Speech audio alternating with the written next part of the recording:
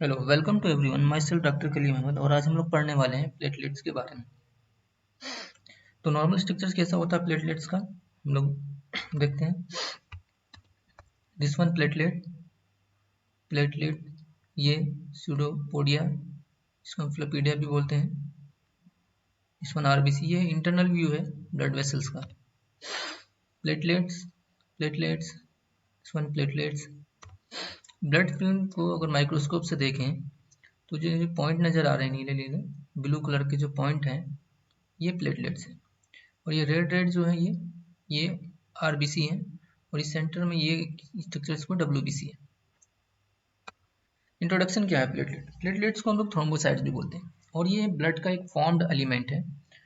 Formed element हम लोग उसको बोलते हैं जिसके पास अपनी एक सेल मेम्ब्रेन हो, अपना एक स्ट्रक्चर्स हो और अपना एक शेप हो और उसका अपना एक साइज हो। प्लेटलेट्स जो है कलरलेस होते हैं, इनमें न्यूक्लियस नहीं पाया जाता और ये रिफ्लेक्टिव बॉडीज हैं, यानी छोटे छोटे टुकड़े हैं। और ऐसा माना जाता है कि ये साइटोप्लाज्म के फ्रेगमेंट है, मतलब साइटोप्लाज्म के छोटे छोटे टुकड़े हैं जो किसी सेल से टूटकर, यानी स्पेशली मेगाकैरोसाइट से टूटकर ब्लड के अंदर डाल दिए जाते हैं। साइज ऑफ द प्लेटलेट, तो इसका जो डायमीटर होता है 2.5 माइक्रोन होता है। वॉल्यूम इसका 7.5 माइक्रोन होता है। नॉर्मल काउंट, इसका जो नॉर्मल काउंट होता है वो 2 लाख से लेकर 4 लाख पर क्यूबिक एमएम होता है। लाइफ स्पेन इसका 8 से 11 दिन होता है। शेप ऑफ द प्लेटलेट्स जो है फिक्स नहीं होता है, डिफरेंट शेप में प्लेटलेट्स हम लोगों को देखने को मिलती है। कहीं पर ये स्फेरिकल शेप होती है, कहीं पर ये रोड शेप होती है, कहीं पर ये ओवल शेप होती है, कहीं पर ये डिस्क शेप होती है, कभी ये डंबल शेप होती है, कभी ये कोमा शेप होती है, कभी ये सिगार शेप होती है और अदर अनयूजुअल शेप भी प्लेटलेट्स के देखने को मिलते हैं। क्योंकि ये टुकड़े हैं और टुकड़ा किस रूप में टूट के गिरेगा ब्लड के अंदर, उसका शेप डिटरमाइन नहीं होता है। प्लेटलेट्स की दो फॉर्म होती हैं, एक तो एक्टिवेटेड प्लेटलेट होती है और एक इनएक्टिवेटेड प्लेटलेट होती है। इनएक्टिवेटेड प्लेटलेट्स जो होती है उनमें फिलोपोडिया नहीं पाए जाते हैं और जो एक्टिवेटेड प्लेटलेट्स होती हैं उनमें फिलोपेडिया पाए जाते हैं। यानी कि अगर फिलोपेडिया प्लेटलेट्स में मिल रहे हैं तो इसका मतलब ये है कि वो प्लेटलेट क्या है, एक्टिवेट है। और एक्टिवेटेड प्लेटलेट का मतलब ये होता है कि वो अब फंक्शन करेगी अपना, जो उसका नॉर्मल फंक्शन होता है। कुछ फैक्टर्स जो होते हैं प्लेटलेट्स को एक्टिवेट कराते हैं और कुछ फैक्टर्स जो होते हैं प्लेटलेट्स की एक्टिवेशन को क्या करते हैं, रोकते हैं।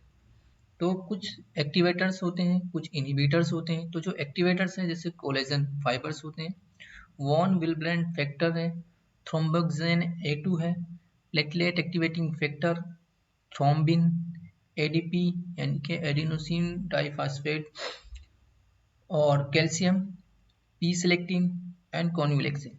ये जो है एक्टिवेटर्स हैं किसके, प्लेटलेट्स के। और कुछ जो होते हैं वो इनहिबिटर्स होते हैं प्लेटलेट्स के, जैसे nitric oxide, clotting factor second, 9, 10, 11 and 12।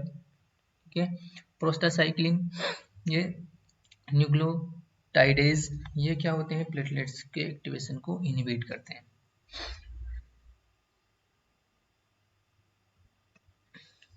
This is inactivated platelets. This one activated platelets और this is philopodia. ये जो प्रोजेक्शन है ये क्या है, फिलोपोडिया है। डेवलपमेंट ऑफ प्लेटलेट,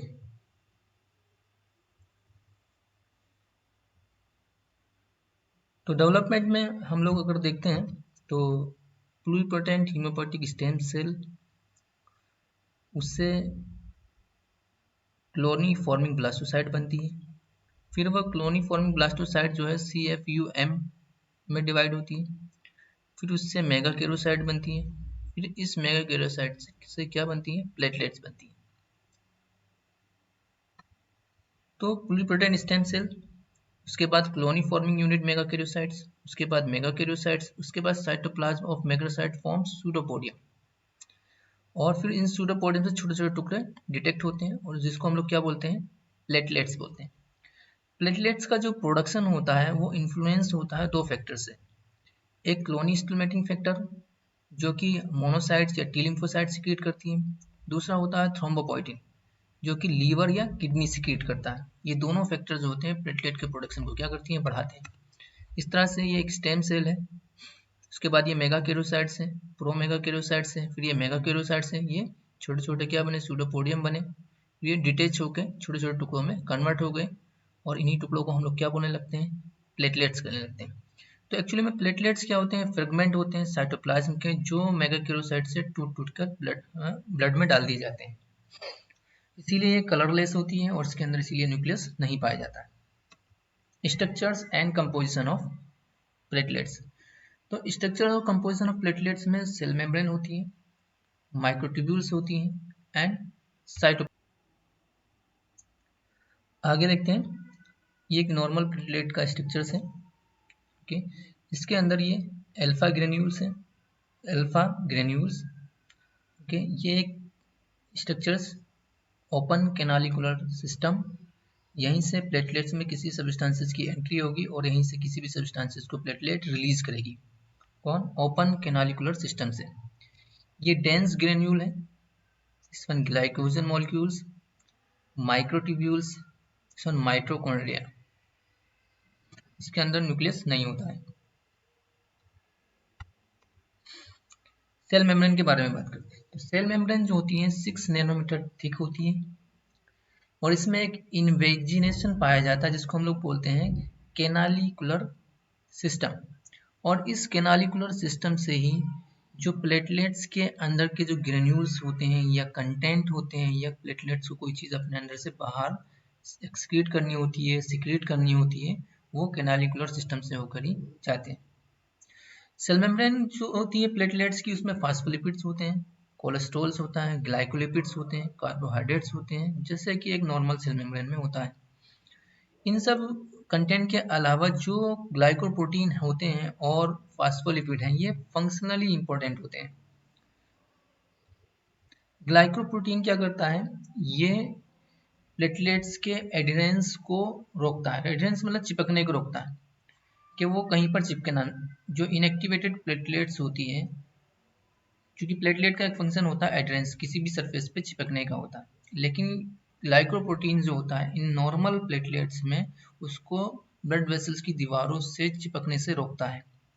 लेकिन जब कहीं पर डैमेज हो जाता है या एंडोथेलियल एक्सपोज हो जाती है इंजरी की वजह से, उसमें कोलेजन फाइबर जो है बाहर निकल आते हैं, तो उस कंडीशन में ये ग्लाइकोप्रोटीन इसको क्या करता है, स्टिमुलेट भी करता है एडरेंस के लिए। तो एडरेंस में ग्लाइकोप्रोटीन के दोनों रोल हैं, ये रोकता भी है और क्या करता है, एक्सेलरेट भी करता है, मतलब चिपकाता है और चिपकाने से रोकता भी है।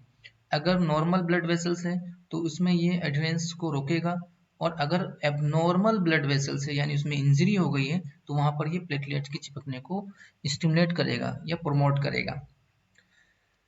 ग्लाइकोप्रोटीन जो होता है वो एक रिसेप्टर्स बनाते हैं, किसके लिए, एडीपी के लिए और थ्रोम्बिन के लिए, जो क्लॉटिंग मैकेनिज्म में पार्टिसिपेट करेंगे। दूसरा जो फंक्शनली एक्टिव इसमें लिपिड्स होता है वो फास्फोलिपिड होता है, ये क्लॉटिंग रिएक्शन में पार्टिसिपेट करता है। और फास्फोलिपिड जो है ये प्रिकर्सर है और इसी से जो है थ्रोम्बन जो थ्रोम्बोक्सेन A2 और प्रोस्टाग्लैंडिन रिलेटेड सब्सटेंसेस फॉर्म्ड होते हैं इसी फास्फोलिपिड से। माइक्रोट्यूब्यूल्स जो है ये साइटोप्लाज्म में ही पाई जाती है और सेल मेम्ब्रेन के नीचे होती है और उसको क्या करती है, सपोर्ट प्रोवाइड करती है, स्ट्रक्चरल सपोर्ट प्रोवाइड करती है। और इसके अंदर का जो प्रोटीन होता है वो ट्यूबुलिन होता है, ट्यूबुलिन प्रोटीन से मिलकर बनी होती है। नेक्स्ट जो साइटोप्लाज्म जो होता है प्लेटलेट्स का, उसके अंदर सेलुलर ऑर्गेनेल्स पाए जाते हैं न्यूक्लियस को छोड़कर। इसमें गोल्जी एपरेटस भी पाया जाता है, एंडोप्लाज्मिक रेटिकुलम भी पाया जाता है, माइटोकॉन्ड्रिया भी पाई जाती है, माइक्रोट्यूब्यूल्स भी पाया जाता है, माइक्रो वेसल्स भी पाए जाते हैं, कुछ फिलामेंट होते हैं एंड ग्रेन्यूल्स होते हैं। तो बाकी सब चीज़ों के बारे में तो हम लोग जानते हैं, ग्रेन्यूल्स के बारे में नहीं जानते। तो ग्रेन्यूल्स के बारे में जानते हैं कि इसमें दो तरह के ग्रेन्यूल्स होते हैं, एक अल्फा ग्रेन्यूल्स होता है और एक डेंस ग्रेन्यूल्स होता है। तो ग्रेन्यूल्स क्या होते हैं, एक स्मॉल पॉकेट लाइक स्ट्रक्चर्स होता है जिसके अंदर कुछ सब्सटेंसेस भरे होते हैं। तो अल्फा ग्रेन्यूल्स के अंदर कुछ अलग सब्सटेंसेस भरे होंगे और डेंस ग्रेन्यूल के अंदर कुछ अलग सब्सटेंसेस भरे होंगे। तो जो अल्फा ग्रेन्यूल्स होते हैं उसके अंदर क्लोटिंग फैक्टर्स होते हैं, जैसे फाइब्रिनोजन होता है, फैक्टर 5 होता है, फैक्टर 13 होता है।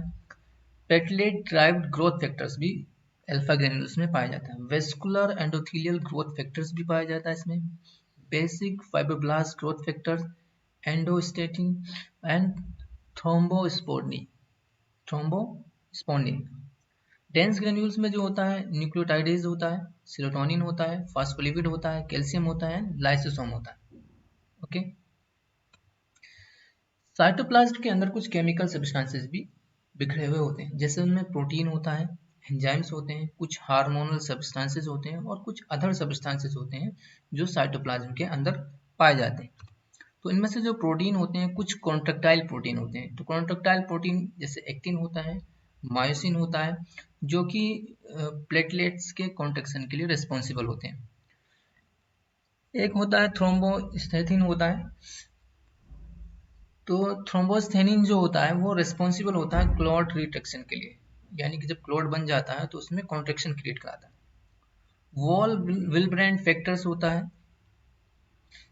नेक्स्ट प्रोटीन जो है फाइब्रिन स्टेबलाइजिंग फैक्टर है, ये भी एक क्लोटिंग फैक्टर का टाइप से। नेक्स्ट है प्लेटलेट ड्राइव्ड क्लॉट फैक्टर, जो रिस्पॉन्सिबल होता है repairing of damage blood vessels and wound healing. Platelet activating factors होता है जो प्लेटलेट्स का एग्रीगेशन के लिए स्टिमुलेट करता है। एंड वाइट्रोनेक्टिन होता है जो प्लेटलेट्स का एडेशन कराता है। ठीक है। और नेक्स्ट होता है थ्रोम्बोज थ्रोम्बोस्पोंडिन होता है जो इनहिबिट करता है एंजियोजेनेसिस को। एंजाइम्स, तो एंजाइम्स में इसमें एटीपेज होते हैं, एडेनोसिन ट्रांसफास्फेटेज, और अदर एंजाइम्स में जैसे प्रोस्टाग्लैंडिन्स। हार्मोनल सब्सटेंसेस में एड्रेनलिन होता है और 5-HT होता है जिसको हम सेरोटोनिन भी बोलते हैं। हिस्टामिन। अदर सब्सटेंसेस में इसमें ग्लाइकोजन होते हैं। ब्लड ग्रुप एंटीजन भी पाई जाती है प्लेटलेट्स के अंदर। इनऑर्गेनिक सब्सटेंसेस जैसे कैल्शियम है, कॉपर है, मैग्नीशियम है एंड आयरन है। नेक्स्ट वेरिएशन इन प्लेटलेट्स, तो प्लेटलेट्स में फिजियोलॉजिकल वेरिएशन भी होता है, पैथोलॉजिकल वेरिएशन भी होता है। Physiological variation, age. Initial stage में जब बच्चा पैदा होता है तो प्लेटलेट्स का काउंट क्या होता है, कम होता है। लेकिन after 3 month of life platelets count जो होता है वो एडल्ट के सिमिलर हो जाता है, यानी कि जितना प्लेटलेट का काउंट एडल्ट में होता है, जैसे 2 से 4 लाख के बीच में वेरी करता है, तो after 3 month of age baby का जो प्लेटलेट्स काउंट होता है वो एडल्ट के इक्वल हो जाता है। इनिशियल स्टेज में जब बच्चा पैदा होता है तो उसका काउंट क्या होता है, कम होता है प्लेटलेट्स का। सेक्स, मेल और फीमेल में प्लेटलेट्स के काउंट में कोई वेरिएशन नहीं होता है, दोनों में ही प्लेटलेट का काउंट क्या होता है, इक्वल होता है। हाई एल्टीट्यूड्स पर प्लेटलेट्स काउंट क्या होते हैं, ज़्यादा होते हैं, यानी कि जो लोग ऊंचाई पर रहते हैं, समुद्र तल से बहुत ज़्यादा ऊंचाई पर रहते हैं, तो उनमें प्लेटलेट्स का काउंट क्या होता है, वो ज़्यादा होता है। खाना खाने के थोड़ी देर बाद जो है प्लेटलेट्स का काउंट थोड़ा सा इंक्रीज हो जाता है। पैथोलॉजिकल वेरिएशन, एक है थ्रोम्बोसाइटोपिनिया। जब प्लेटलेट का काउंट कम हो जाता है तो हम बोलते हैं थ्रोम्बोसाइटोपिनिया। जब प्लेटलेट का काउंट बढ़ जाता है तो हम बोलते हैं थ्रोम्बोसाइटोसिस। और एक होता है थ्रोम्बोसाइथीमिया। इसमें क्या होता है, persistent and abnormal increase in platelet count. एक होता है गैलेंसमैन थ्रोम्बोस्थीनिया। ये एक पैदाइशी यानी खानदानी बीमारी है जिसमें क्या होता है, structure and function of platelets क्या हो जाते हैं, एबनॉर्मल हो जाते हैं। तो इस कंडीशन को हम लोग बोलते हैं गैलेंसमैन थ्रोम्बोस्थीनिया। प्रॉपर्टी ऑफ प्लेटलेट्स, तो प्लेटलेट्स में 3 प्रॉपर्टी होती है। एक तो एडेसिव प्रॉपर्टी होती है, एक एग्रीगेशन प्रॉपर्टी होती है और एक एग्लूटिनेशन प्रॉपर्टी होती है। तो एडहेसिव प्रॉपर्टी का मतलब होता है किसी चीज से चिपकना, यानी कि जब प्लेटलेट्स को कोई रफ सरफेस मिलती है, जैसे एंडोथेलियल डैमेज हो गई, यानी कि ब्लड वेसल्स की अंदर वाली दीवार जो है वो डैमेज अगर हो जाती है तो उस पर ये चिपक जाती है, यानी कि वो एक रफ सरफेस होती है। तो रफ सरफेस पर प्लेटलेट का चिपकने को हम लोग बोलते हैं एडहेसिवनेस बोलते हैं। एग्रीगेशन क्या है, ग्रुप बनाने को। प्लेटलेट जैसे एक प्लेटलेट कहीं पर चिपकी तो फिर जो दूसरी प्लेटलेट भी आकर वहां पर क्या होने लगती है, चिपकने लगती है, तो उसको हम बोलते हैं एग्रीगेशन, यानी कि ग्रुपिंग ऑफ प्लेटलेट्स।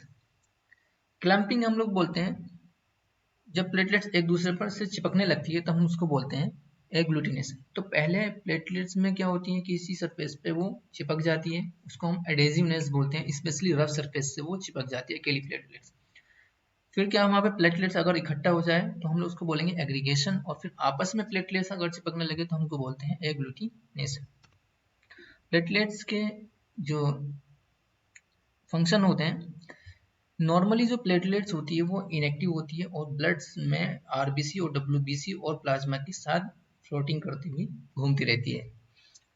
लेकिन जब उसे कोई रफ सरफेस मिलती है या कोई इन्फ्लामेटरी सब्सटेंसेस मिलता है या वह ऐसे एक्टिवेटर्स मिलते हैं जैसे हमने अभी पीछे पढ़े जो प्लेटलेट्स को एक्टिवेट कर देते हैं, तो उस कंडीशन में ये एक्टिवेट होती है और अपने फंक्शंस को परफॉर्म करना शुरू कर देती है।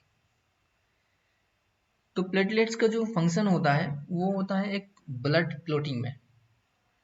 ये क्या करती हैं, ये फॉर्म करती हैं prothrombin activator and initiate clotting process. दूसरा जो है रोल इन क्लॉट रिडक्शन में, जब क्लॉट बन जाता है तो उसमें क्या करती है, कॉन्ट्रैक्शन कराती है। तीसरा फंक्शन है role in prevention of blood loss, कहीं पे अगर ब्लड बह रहा है तो उसको रोकने में काम करती है, यानी कि हीमोस्टेसिस में पार्टिसिपेट करती है। ब्लड वेसल्स की जो अगर रैप्चर हुई है तो उसकी रिपेयरिंग में पार्टिसिपेट करती है, एंड डिफेंस मैकेनिज्म में भी प्लेटलेट्स क्या करती हैं, पार्टिसिपेट करती है। तो इस तरह से ये क्या है, फंक्शन है किसके, प्लेटलेट्स के, जो 5 है। Role in blood clotting, role in clot reduction, role in blood loss, repairing of blood vessels rupture and role in defence mechanism. Thank you. ये था प्लेटलेट्स के बारे में उसकी सारी जानकारी। Okay, thank you.